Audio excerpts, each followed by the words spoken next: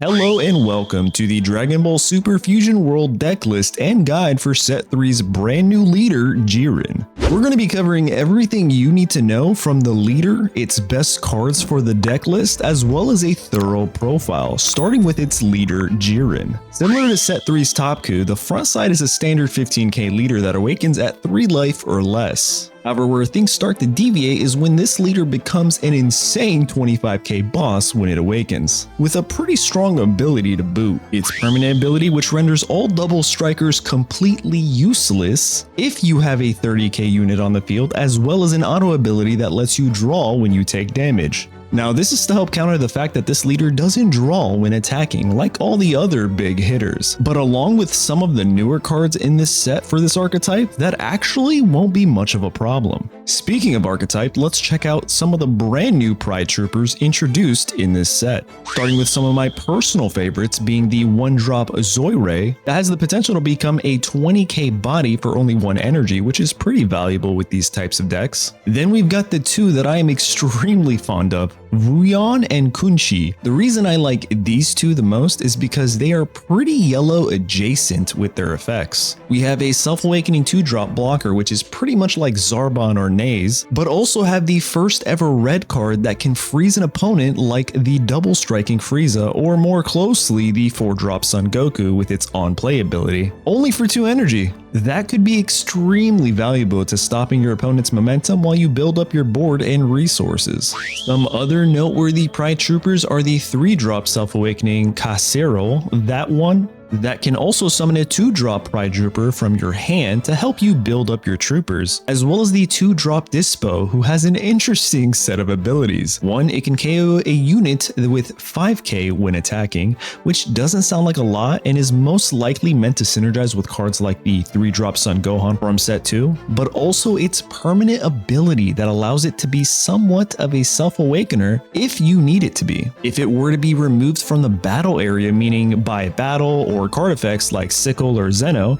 you can send 1 life to your drop instead, which is really interesting and could potentially bring a ton of unique situations. Now it's time to talk about the big hitters with this trait. First up is Topo, which is a 25k body that can flat out knock out any opposing 25k unit for the cost of 1 card from your hand. Now this might not sound like a lot, but this card itself is lending to Jiren being a very burn heavy deck, with cards like the 3-drop Son Gohan, as well as a few other extra cards we'll be getting into in just a second. It's also worth noting that it does help you draw 2 when it's KO'd, which is definitely helpful since your leader doesn't draw once awakened. Then we've got the Apple to Jiren's Sauce, the 4-drop battle card variant. This one has the permanent ability of not being KO'd once per turn, meaning things like Broly, Golden Frieza, all of that just don't affect it if that would be considered the first time this card gets knocked out. And on top of that, it has an activate battle effect during your opponent's turn to help you cycle through your remaining life cards, so that way you aren't locked to missing out on key cards, which I think makes this deck extremely versatile. Now let's talk about some of the new extra cards and which ones have merit.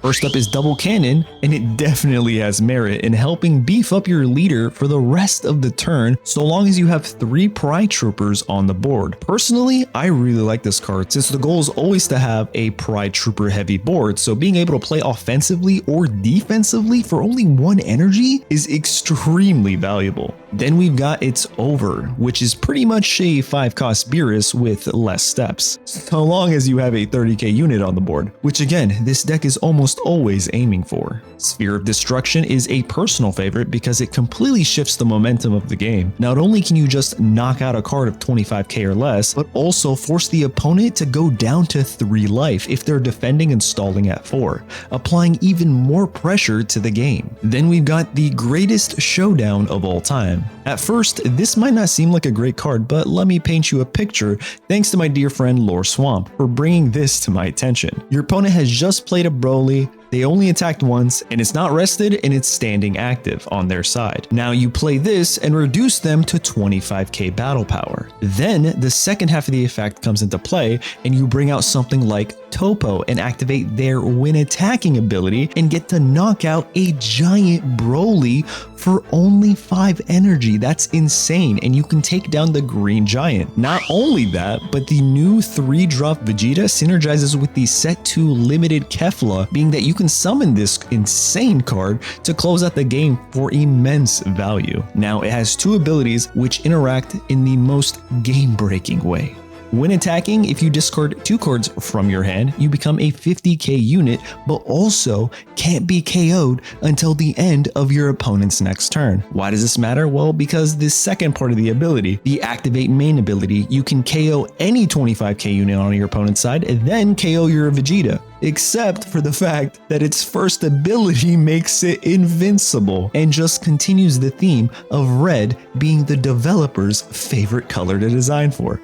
But enough of that. Now it's time for the deck lists. Starting with Jiren's control variant. Now you'll see that we have a Master Roshi here for draw, because once we awaken, we won't be able to draw really. So this is going to be very valuable for us. The next card we have here is Kai, the Supreme Kai for Universe 11, which helps us search for our 4-drops, the important ones like Topo and Jiren here. Then we have Margarita, which honestly is really good towards the end of the game, where you can bring this out once Jiren's awakened and then give one of your battle cards an extra 10k, possibly even your Vegeta, and turning them into a 60k unit. It's kind of nuts. Then we have the 2-drop blocker that also self-awakens. Vuion, I told you I really like this, but also we have Kunshi, the great controlling freeze card, the only freeze card in red, which I am a huge fan of. Then we actually have Dispo here, which again, I told you, synergizes with our Son Gohan. That way we can subtract 15k when attacking with Gohan. Then if this guy's on the field, we can finish off any 20k units, which a lot of 2 and 3 drops are 20k just by default. These 2 cards allows us to take that card out without wasting any resources really. Then we have the single Kefla that helps us bring out the Son Gohan, but also check this out, Tournament of Power Vegeta. We just talked about this. This card's going to be absolutely nuts. Again, I don't know if you play this too early on. This is going to be more of a late game closer. Waste your opponent's resources for super combos from their hands, because like swinging for 50 or even like that 60 we were talking about with a Margarita is pretty nuts. Then we have Topo here, which is great for adding even more pressure, but that's not all. We also have a single, the greatest showdown of all time, which honestly is really meant to synergize with Topo, but I guess you could use it for Jiren. This card is going to be great to just proc your awakened Jiren's ability, the leader right here. But then we have a couple of splash cards that I think are pretty important. First off, it's the secret rare 4-drop Goku, which also synergizes with the greatest showdown of all time. So let's pretend they have something over 40k on the board. It's their last thing. They're down to 1 life. You can guarantee that you win the game by doing this. Reduce that, play this. They're down to at least 5k, and now you hit that last unit and just wipe it and win the game. I really like that. This is very situational, these 2 cards, but I feel like they can really close out games. And we have 2 double strikers. Of course, we have our super combos, and then we had to put in the 2-drop aka Beerus card, since really all we have to do is have a Jiren on the board, or even use Margarita to boost up any of our 20ks to 30 to really proc this. But yeah, that is the control variant for Jiren. I really like this one, but now I want to show you guys another variant to this deck list. This is the Aggro, the Swarm Aggro approach. Again, we have our 1-drop Searcher, which is going to help us find our 4-drops, but some newer cards are this one right here, Zorre, which again is going to be better later in the game. But for example, if you have at least 3 energy and you have 3 of these in your hand, you can play all 3 of them and activate their ability. They instantly become a 20k. This is really good to close out and apply pressure. Then we have 4 Kunshi right here, 4 of our blockers, our self-awakening blockers, and then we have 4 vanilla kettles right here. They also provide pretty good combo value, so it's not that bad. But again, what we really want is that Pride Troopers special trait. Then we have Casserole right here, which synergizes with literally all 3 of these Pride Troopers, meaning that we play this on turn 3 and we bring out one of these, and now we already have 2 Pride Troopers on the board, which means Zorre becomes a 20k body for 1 energy. It's too easy. And now we have 3 Tournament of Power cards that potentially they can synergize with Kefla. And not only that, but we also have 2 glimpses in this deck, so that way we can have up to potentially 3 uses of Kefla if we bring it back, right? But again, we have our SR Vegeta, Android 17 to turn our leader into a 30k unit.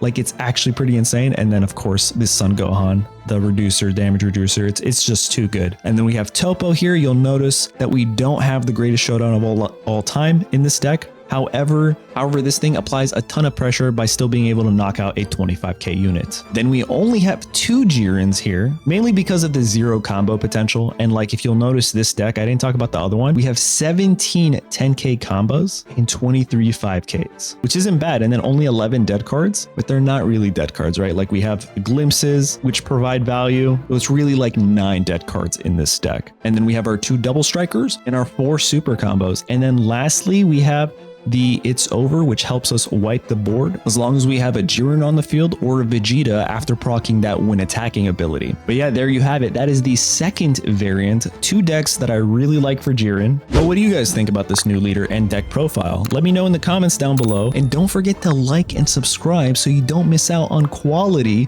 Dragon Ball Super Fusion World content.